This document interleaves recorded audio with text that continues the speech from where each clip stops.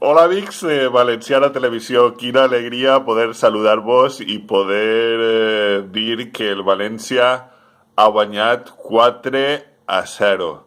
Dos gols de Guedes, el primer i el quart. Un gol de Sasa, que va ser el segon, i un gol de Santi Mina certifiquen un 4-0 per al València. Un València que es comença regular en ocasions per als dos equips, per al Sevilla i per al València Club de Futbol, però que va saber resoldre Guedes d'un excepcional gol. Un jugador fabulós, este Guedes, que nos agradaria comprar-lo perquè el tenim cedit.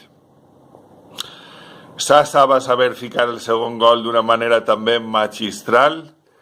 Santi Mina estigué molt bé ficant el tercer i el quart gol de Guedes també d'una confecció fabulosa.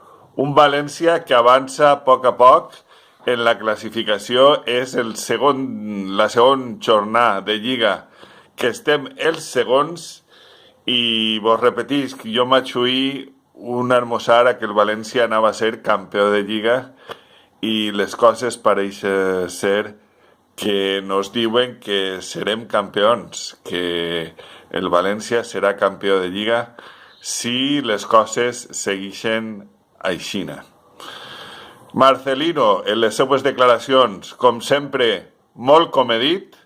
Ell diu que n'hi ha que anar partit a partit, n'hi ha que anar millorant encara més.